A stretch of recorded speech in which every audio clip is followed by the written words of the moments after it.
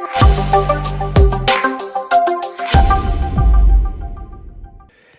y'all, it's your favorite trainer with the belt buckle. Today we got a special guest for our CSCS call. We can get anyone to pass it 60 days. But more importantly, we want you to be successful. So we have the strength coach for Florida Atlantic, Joey G, the Owls. We're asking him Q&A, what it's like to be a strength coach, giving you some insights to what your path looks like for success. This book is for trainers. We're in the process of writing one for strength coaches.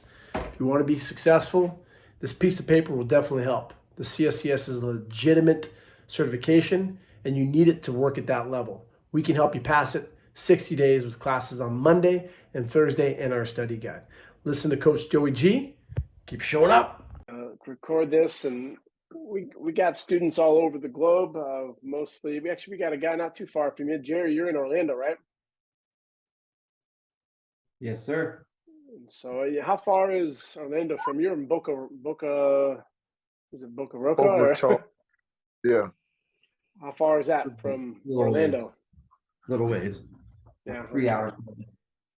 And we got some people from Minnesota, Southern California. We got one of our guys from Turkey. And we just really appreciate you taking the time today. I gave him a little rap sheet on where you're at today and where you started out. It's really a cool journey that you have. And so a lot of aspiring coaches that are taking their CSCS, and it's just always great to learn from people that are tenured like yourself, and they think it's going to be a super simple route, but just love to pick your brain a little bit. And again, thank you taking your time today to chat with us.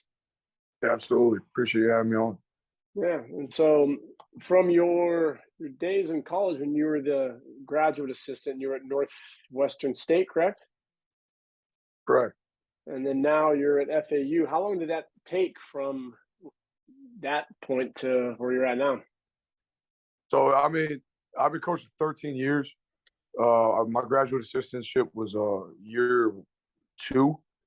So I did an internship right out of, actually, as I was in undergrad, and then post undergrad, I went right to an internship here at FAU in 2010 for that summer before I got that graduate assistantship. And yeah, so it's been a crazy journey. I went from graduate assistant to intern at LSU, back to head strength coach within probably a 3-month period. So I finished all my coursework in my undergrad there, or my graduate courses there. All I had to do was I had to go in front of the committee and do research paper and all that stuff that they want you to do. And I wanted to branch out and network, because that's what gets you jobs. Is the more people you meet, the more people that know your name. Mm-hmm. The better work you do in multiple places is going to eventually, someone's going to end up hiring you on full time. And I was fortunate enough to go down to LSU with Tommy Moffitt, who, in my opinion, is like the godfather of strength coaches. He's the only coach I know, strength coach, that's won 3 national championships in football with 3 different head coaches. He was the common denominator in those runs. And I spent 2 months there, and the guy that I worked for as a graduate assistant resigned. And because I did a good job with all the sports that I was training, and then, I interviewed extremely well, I was fortunate enough to get hired on as the head guy there. I think I was like 23 at the time when I originally got hired, which was insane because I had like 7 or 8 players that were the same age as me on that team. But it was trial by fire.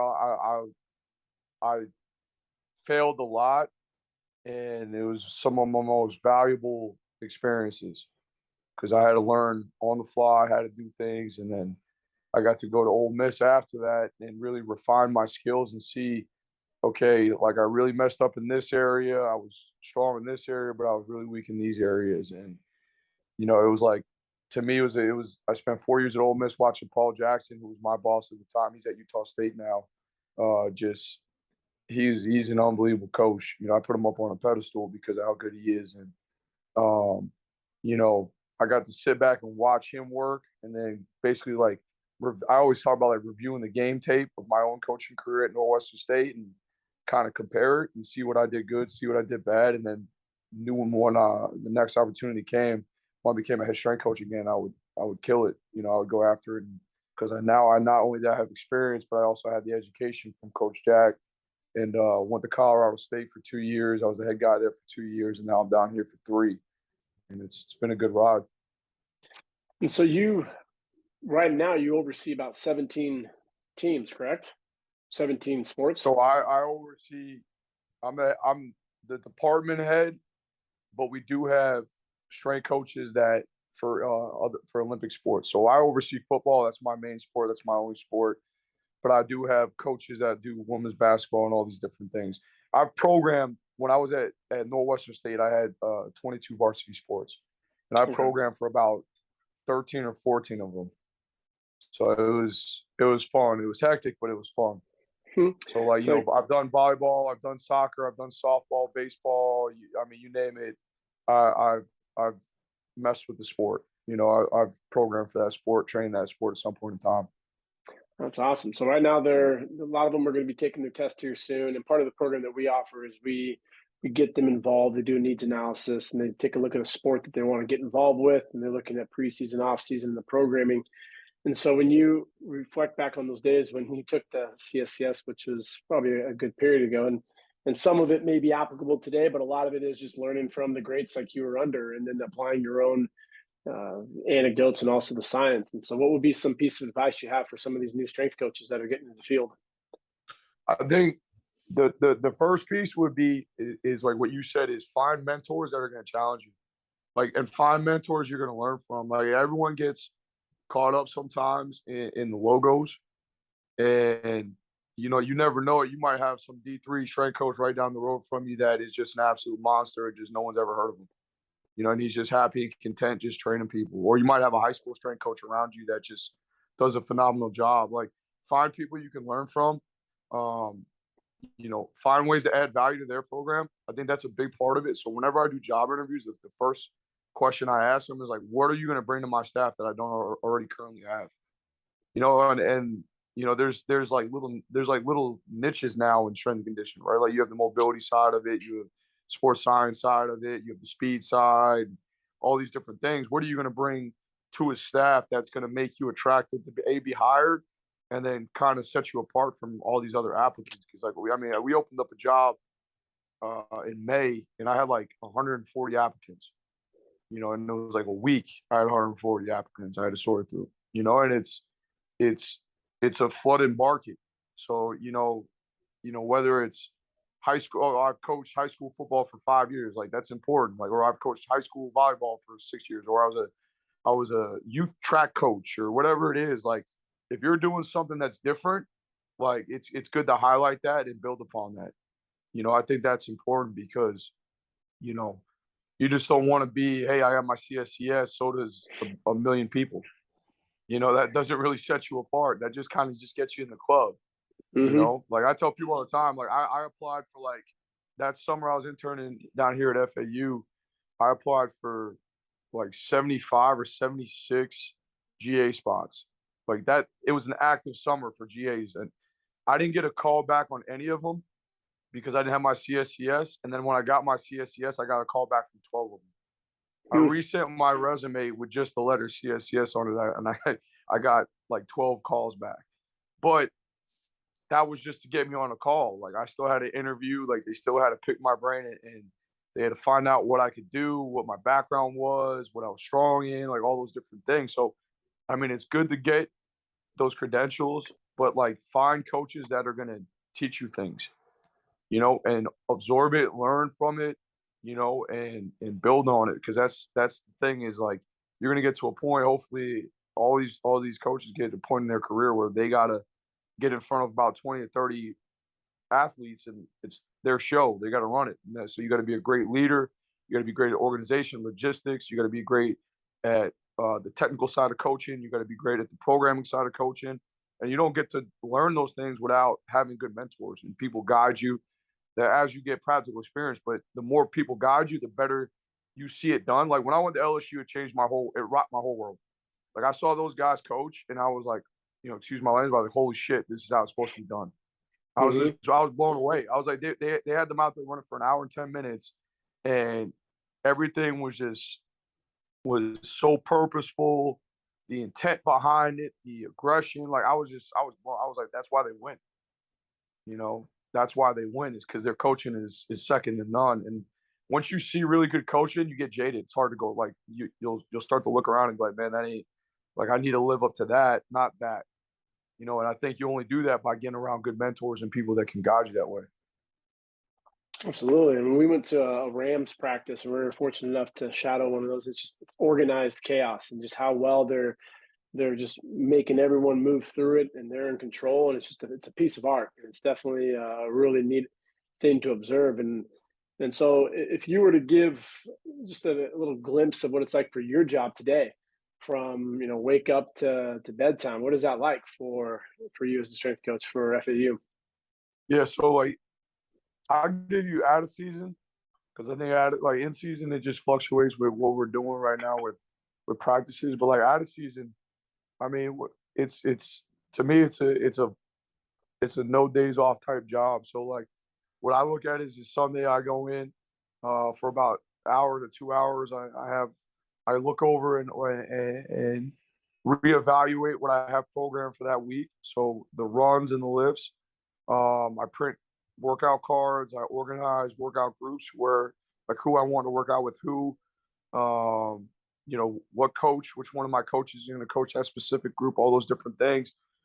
Basically just going through the logistical side of it in my head and making sure I'm prepared for the next day. Monday morning, I usually get to the facility about 5:15. We have a staff meeting at 6 to go over some of the technical cues and just the basic general overall setup of what we're going to do that day for that run. We'll have our first run group at 7. And then we'll have our second run group at 8. So what I do is I like to split the team in half.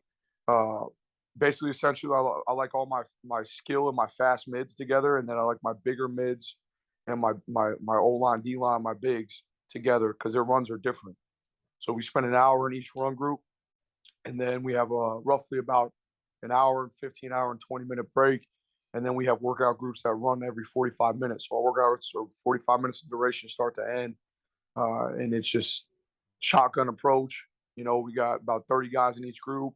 So it's about a 1-to-5, 1-to-6 coach or player to coach ratio. We coach them start to end. I mean, I'm talking about from the beginning to the warm up to when we're doing neck and ankle at the end and accessories. So that will run for about, roughly 3 hours straight.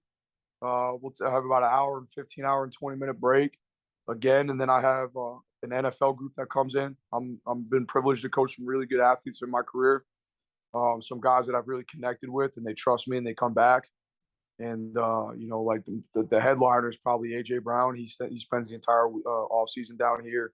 But I mean, we got a group that fluctuates anywhere between 9 to 15 athletes on any given day that play in the NFL or free agents that come in, and we provide them that service. I don't charge them. They come in. I told them what I want them to do is give back to our athletes, give them, some wisdom, teach them about, techniques you learned, or tell them about how the league really is, because sometimes we get this fantasy version in our heads that it's like, it's always going to end well and this, and then, they talk to one of my guys who's been cut 9 times, and they're like, and he's lived in hotels for the last 5 years and he's given it to them real. But we train those guys, and then I like to do a debrief meeting at the end of the day, and then basically after that debrief, I'll get the cards set again, get ready to rock and roll for the next morning, and we'll do that Monday through Friday. Saturday we'll have open hours from 10 to 12 where they can come in and get mobility and eat, because we got a little mini kitchen in there that we feed them. We give them whatever you could buy at Costco, and then it's a good day to connect with them, get them to do some sports specific things too, get them on the field, let them do football stuff. And then Sunday we're back at, again, I'm up there just organizing. That's kind of like in a nutshell what the whole week's like. It's very demanding, but it's very rewarding. That's awesome. I love hearing that. And again, super appreciate your time. So I want to open up the floor for anyone in here that has any questions. I know you guys, it can get old just hearing us talk about, passing the CSCS. So this is a great opportunity to talk to someone in the field who is putting to work their years of education. So any questions? Brock, you want to add anything in there? Brock's our other instructor. He played football up in Colgate, and he teaches on Monday. I teach on Thursday. Yeah. How you doing, Joey, man? Thanks for being on the call, man. Love to hear what you got going. I guess my only thing so far is pretty much answering everything. I guess would be I guess nowadays I always just kind of wonder, because just the social media world being as big as it is, all these athletes kind of, compared to when I was, 10 years ago when I'm in college, I'm just kind of, yeah, whatever coach say, let's get it.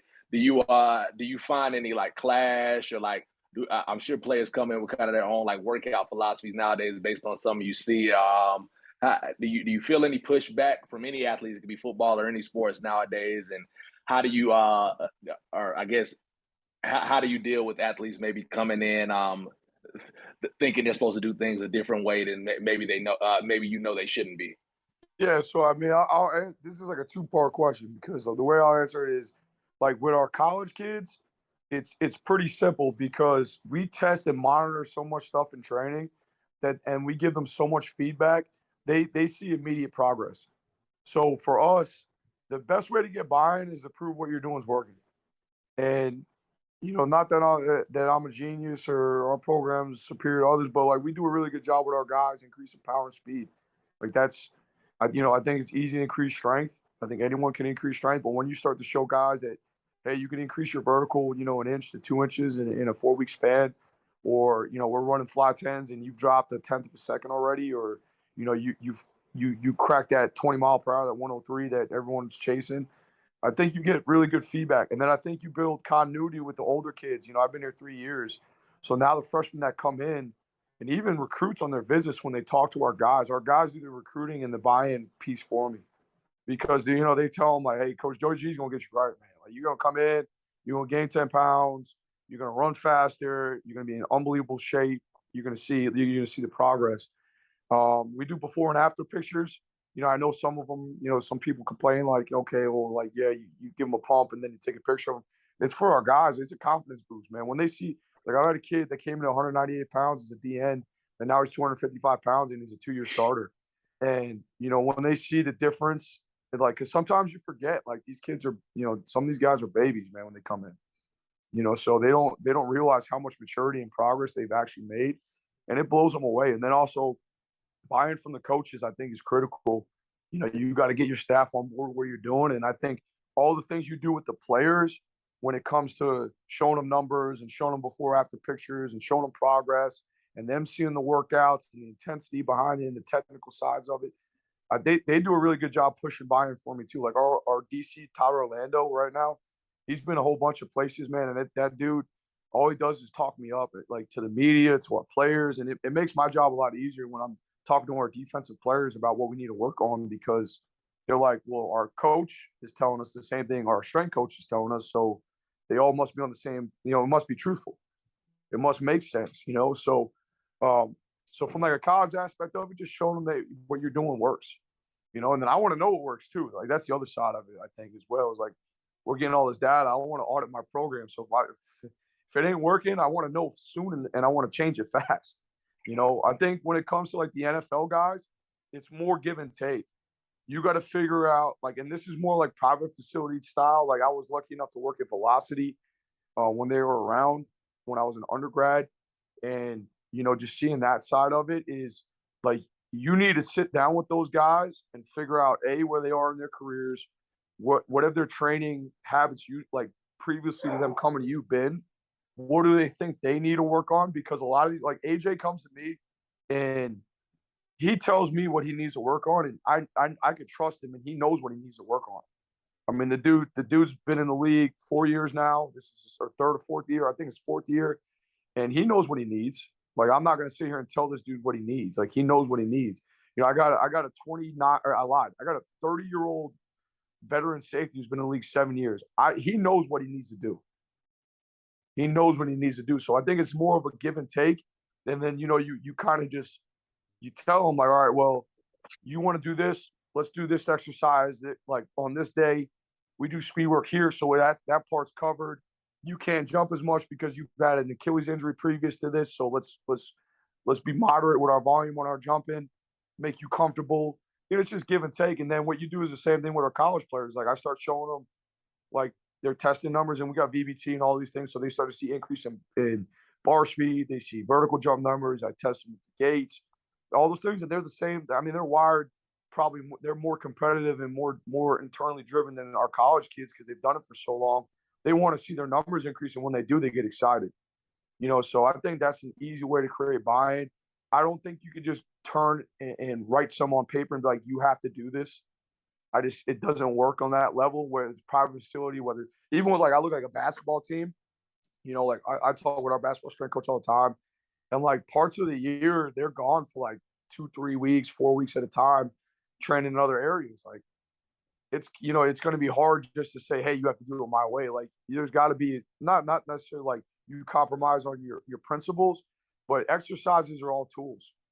There's a million ways to do things, and as long as you have the right tool for that athlete, I think you'll be okay, and you'll elicit the right stress and get the right response from a performance standpoint. As long as you know what tools, like if your toolbox is big, and that's where to me it also comes in. You have to understand other training methods. You have to expand that toolbox and really get out there and look at different things and be creative. Like it's the same way when we talk about return to play. And I know I'm rambling, but like return to play is the same way. You look at, all right, I can't do plan A. Like, well, what's plan B? What's plan C? How do I move on go down this continuum, right? I got a kid that fractured his wrist and his wrist is fused. And I'm an Olympic guy. I love cleans. Guess what? That kid's not going to do a power clean ever again. So what's the next thing we can do to substitute?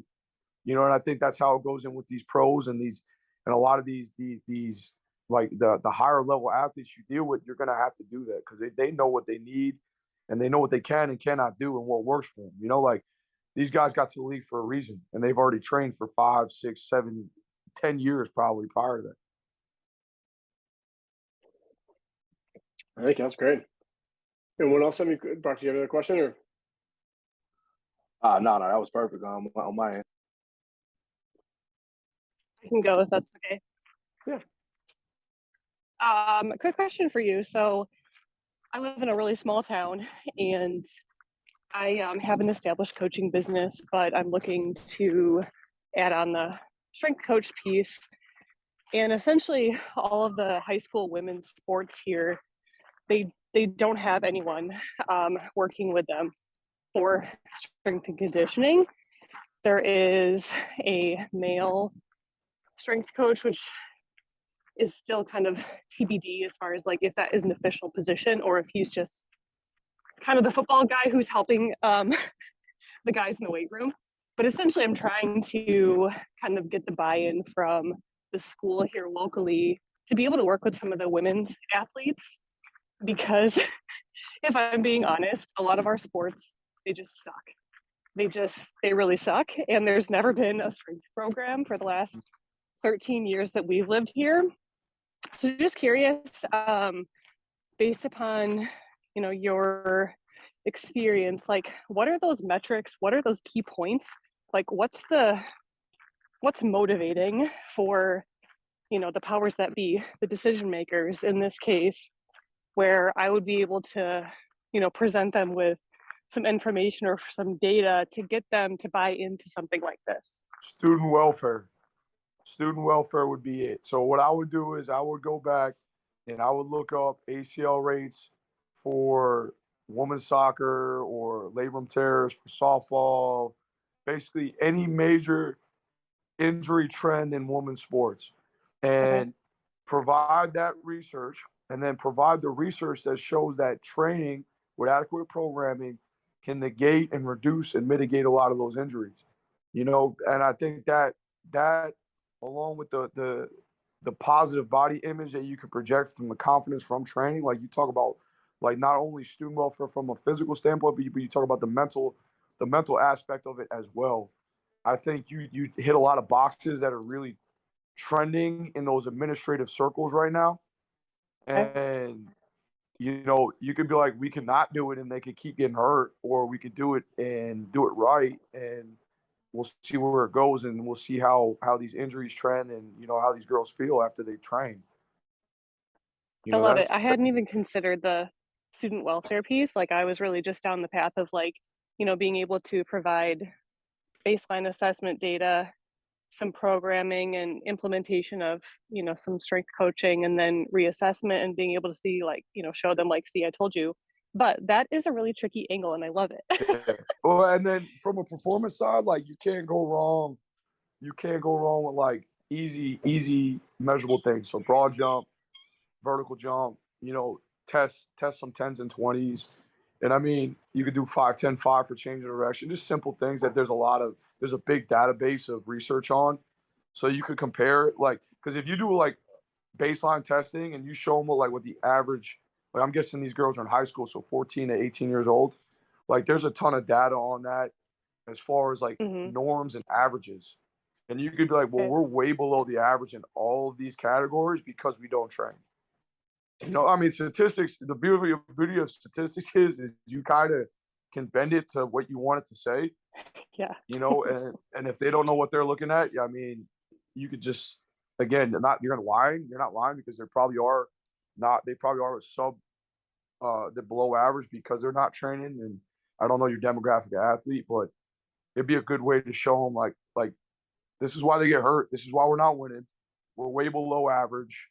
Okay, you look at all the vertical jump averages across the country, and we're like 2 inches lower, and we're slower, and and now you have quantitative data to prove it versus just saying it. In my opinion, I think we're slower. I love it. And I actually, I am a member of the, like, essentially you can like pay to be a membership or to use the weight room here locally. And so I see all of their data on the board. So I can just like take some screenshots of that or take some photos of that and use it for my research review. Yeah, that'd be good. Perfect. I love it. Super helpful. Thank you so much. Yep.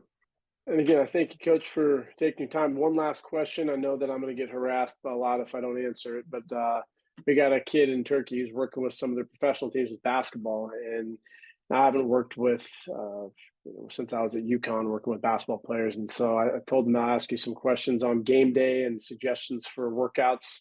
If you wanted to throw something out there for him, any suggestions? Yeah. So like game day for basketball, like I'm a big fan of priming, of neural priming. There's a book, Advanced Strength and Conditioning by Paul Comfort, and they have an entire chapter on like the build up to a sporting event, and they have ideally you want to do something that's ballistic in nature, that's about 15 to 25 minutes in duration, so it's not super long. But you want it to be enough to where it stimulates that central nervous system and increases free flow and testosterone in the body. That was what they found is what that effect it had on the body. It was, but about 5 to 7 hours outside of the game, we did it. We still do it at every school I've been at for football. And what we do is we just do some med ball stuff. We do some ballistic jumps, like we do some scissor jumps and some med ball slams, some chest passes. And like I said, it's quick, it's in and out. And then what I do is I give them a cheat sheet on like going and taking a nice hot shower, and then the last 30 seconds be cold, and then get in bed with the lights off, and take an hour nap, and then wake up and drink caffeine. And like we have a little cheat sheet on how like basically trick the body into performing at a higher level. But I'm a big fan of that, huge fan of that. And there's different ways to do it. So like you could do the ballistic side of it, and then there's some research behind like a really, really low dose of heavy resistance training. And I know people that actually do isometrics. They do like maximal isometric thigh pull, or mostly overcoming isometrics. I don't want not yielding, but overcoming isometrics, because it does stimulate those same properties. The rate of force development and the peak force, you get the same stimulus from that. So I mean, I know like Corey Schlesinger, who's with the Suns, he just put out a course about microdosing. I know his guys lift every day. They just do like 1 or 2 exercises every day, and they do, regardless of games. He did it at Stanford, and he had some success. He did with the Suns, and the Suns, they like it a lot. He'd be one to follow, and I know he has a ton of information out there on social media. And like I said, I think he just like launched a mini course or something. I think it was, but he would be another one. But I don't know schedule for this guy. You know, like it's hard because it's all schedule based, right? Like you got all these travel, you got hotel gyms, you got different equipment needs. Like it's one of those deals where, like, for me, like, they need 2 to 3 exposures a week. You know, that's how I look at it. Like, probably 2 once you start getting into like the nitty gritty of season, and you can't go wrong with like the Dan John model. Do something explosive. You know, squat some, pull some, press some. You know, keep it basic. You know, that's how I look at it. That's great. I love it. I appreciate it. Tyler, did you have a question? I saw you get up from camera. Did you have Thank you so much for the answer, Coach. And I have a last question. Are you familiar with any kind of internships for international students? Like, I will come to your school and do whatever you want me to do, because I have a big problem with visa coming to United States, and I just want to come and do whatever I can. Like, Yeah, we had a French international student come and intern for us. I think, like, I'm not too sure on like all the green card stuff. I wasn't a part of that process. I don't know what that all looks like and the visa and all those things look like, but you know, if you can get over here. I mean, Pat, you follow me on social media? I was gonna say DM me, and okay, I will DM you. yeah, and then I'll get you in touch with our intern coordinator. You opened up the card. He's gonna start sending you all these questions now. I'm just joking. Rim's great. He's one of our star students. So I vouch for him completely. But no, I know your time is super valuable. Like I said, this is really helpful for the students. This is recorded too, so we have other ones that will be watching this later on. So thank you for your time today. And, you know, good. You're heading over to Indiana, Purdue this weekend, right? Yeah, we got Purdue. We got a big one this weekend. I'm excited about the opportunity. There you go. Take care of business. Go Owls. Yeah, go handle business, man. We appreciate you. This is dope, man. I can hear the passion through your voice, man. Always dope to hear passionate coaches just, you know, stand up with their knowledge and you know, changing lives. So we appreciate your time, man. Appreciate y'all. Thank you. Thank you, sir. Thank you so much.